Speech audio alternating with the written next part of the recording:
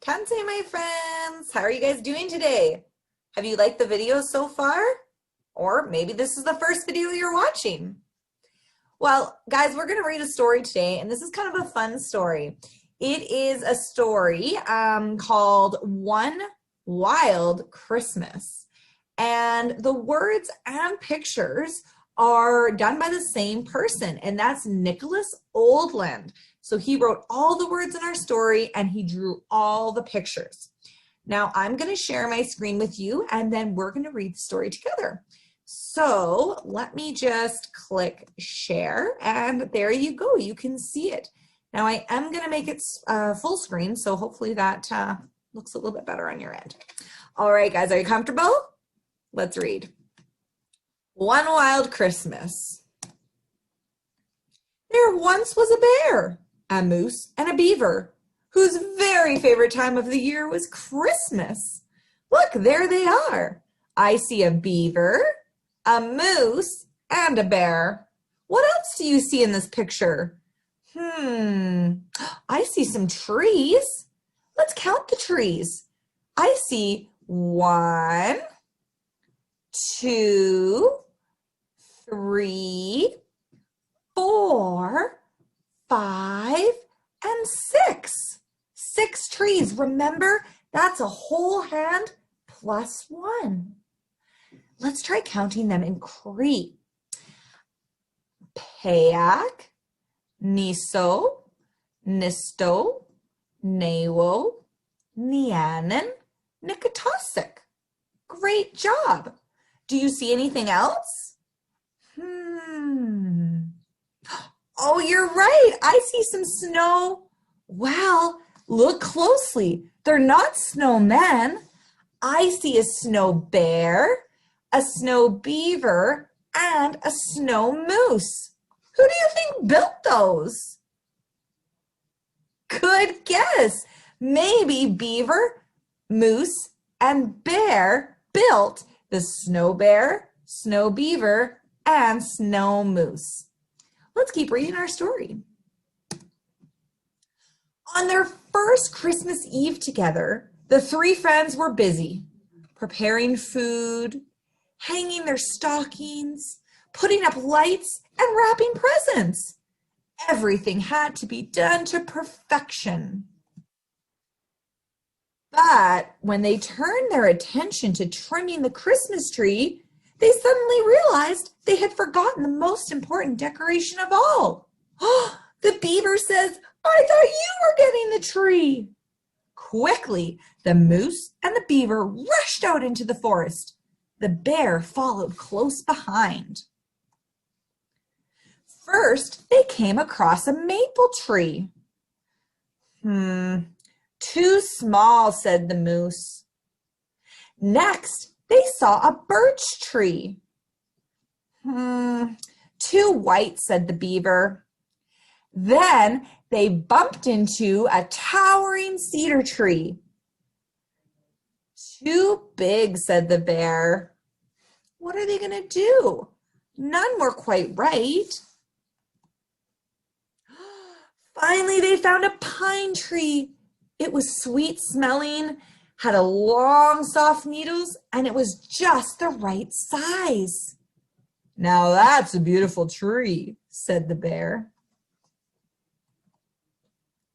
But to the bear's horror, the beaver went to chop it down. You see, the bear loved all living things, especially trees. And this was the most beautiful tree he'd ever seen. What are you doing, beaver? Look at him. He's trying to pull the beaver's legs. Well, that's not really very nice. He should be using his words, right? What can we tell our friends if they're doing something we don't like? We can say, stop. I don't like that. Let's hear you guys say it at home. Stop. I don't like that. Good job. The 3 friends had a big problem. There was no way the bear would let the beaver and the moose harm this tree. And the beaver and the moose were not about to let the bear get in the way of their perfect Christmas. How are they going to fix this problem? It seems like such a big problem. Let's see what happens. Oh no, what are they doing?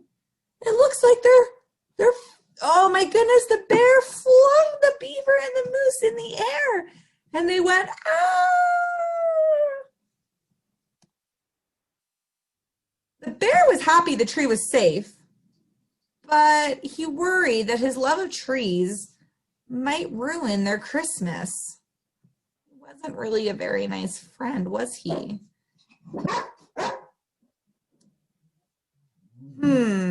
Then the bear had an idea. The bear grabbed his sled and he raced home. Look at him, he's going so fast. Back at the cabin, the bear gathered all the food, all the decorations, and all the presents. And he put them on his back and he's going somewhere. Where do you think he's going? Let's find out. The bear's journey back proved to be a little more difficult. Oh no, look, he's trying to pull that sleigh up the hill and it looks so heavy. He's going, and it's so heavy, and then he falls down. He's going down. See, all the decorations and everything go everywhere, and the food. But then he puts it all back together and he's pulling it back up the other side of the cliff. The moose and the beaver were relieved to see their friend. And as soon as they saw the sled loaded with presents, food, and Christmas decorations, they knew exactly what the bear had in mind.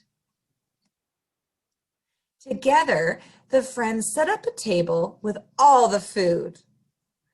They arranged their stockings, they hung the ornaments, and placed presents under the tree. Then, when they were all done, they had a snowball fight.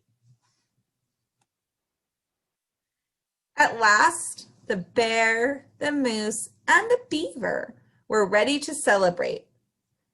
Not only did they agree that this tree was perfect, it was also the perfect Christmas tree. Wow, friends. So it looks like in the end, the bear decided to bring all the things out to the tree so that they didn't need to cut the tree down and the tree could stay there and keep growing, but his friends could still have Christmas.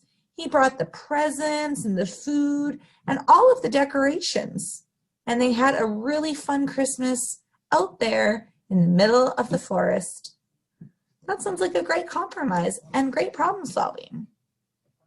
Friends, what did you think of that story? Thanks for joining me today. We'll see you next time. Examaga!